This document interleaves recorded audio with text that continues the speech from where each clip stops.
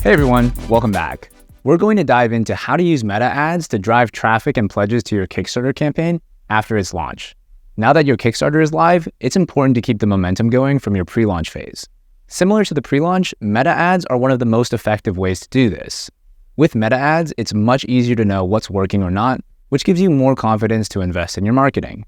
In this lesson, you're going to learn how to track meta ad performance, remarketing strategies to drive more pledges from your pre-launch list, how to target completely new audiences, and how to program and optimize your ads. Let's start with tracking meta ad performance.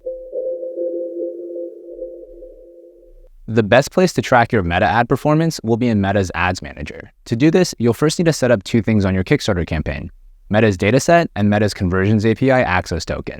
Doing this allows Meta to track which ads are driving purchases and then funnel that data straight into your Meta Ads Manager. First, we're going to add your dataset ID to the campaign page. You'll want to use the same dataset that you set up for your pre-launch advertising. Your dataset ID can be added into the promotion settings on your Kickstarter campaign. Once that's in, you'll want to add the Conversions API access token. This will maximize the accuracy of tracking on your campaign. I've included a help article from Kickstarter below that will walk you through how to create the token. Once you've created the token, you can copy that ID into the promotion settings on Kickstarter as well. Now, with both your dataset ID and Conversions API access token set up correctly on your Kickstarter campaign, you should have all the data you need in your Meta Ads Manager. All right, now you understand how to set up tracking for Meta. Next, let's move on to remarketing strategies. Remarketing is when you show ads to people who have already engaged with your brand. In this case, you're going to be targeting users who are on your email list. You might be wondering, why am I going to advertise to people that I can just send an email to? Well, not everybody on your list is going to open your emails.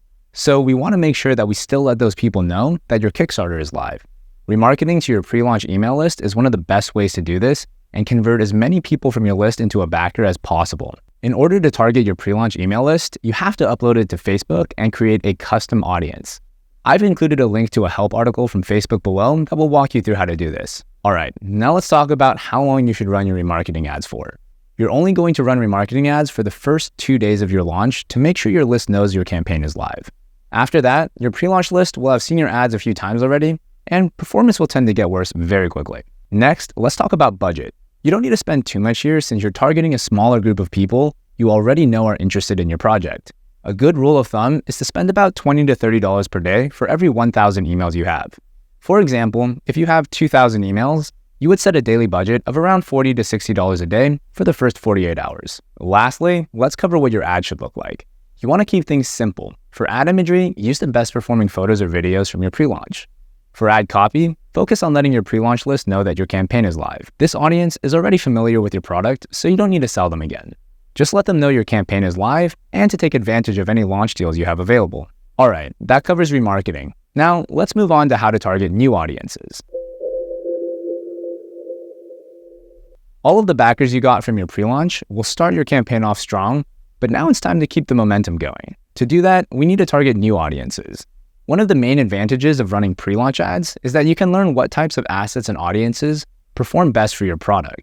You'll want to use this knowledge to jumpstart your advertising efforts. Let's start with audiences. Start by targeting the ones that had the best performance from the pre-launch. For example, which audiences had the most leads and the lowest cost per lead? Those audiences will be the best to start with. Next, let's talk about ad imagery and ad copy. Again, use what worked best from the pre-launch. The only thing you'll want to change is your call to action. For example, instead of inviting them to join your email list, invite them to back your campaign. We're not saying that you shouldn't test the new audience's ad imagery or ad copy ever, just that you shouldn't start with new tests. Once you have a baseline level of performance from what worked well in your pre-launch, you can start testing new content to see if it performs better. All right, now we can check off targeting new audiences. Lastly, let's move on to programming and optimization. First, let's talk about setting up your campaigns in Meta. You're going to want to set your campaign objective as sales and to be optimizing for a purchase conversion event. This will tell Meta that you are trying to target people who are most likely to back your campaign. Now, let's talk about optimizing your ads. Once the ads are live, you should be monitoring which ads and audiences are giving you the highest return on ad spend and adjust your ad spend accordingly. Return on ad spend, or ROAS, is how much revenue you've generated from an ad divided by how much you've spent on it.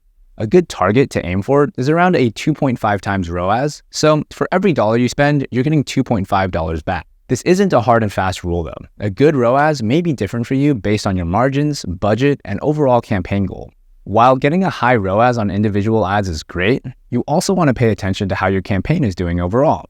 For example, your ads may not directly be seeing a high ROAS, but the ads may be contributing to increased visibility on Kickstarter, which could boost your campaign even more. Simply put, if your ads are underperforming, but your campaign is still generating positive returns overall, you may want to consider leaving them on for that reason. And that's a wrap for our live advertising strategies. Implementing these strategies can be a critical part of pushing your funding further after your campaign is launched, so we strongly recommend testing these out for your project. Thanks for watching, and we'll see you in the next lesson.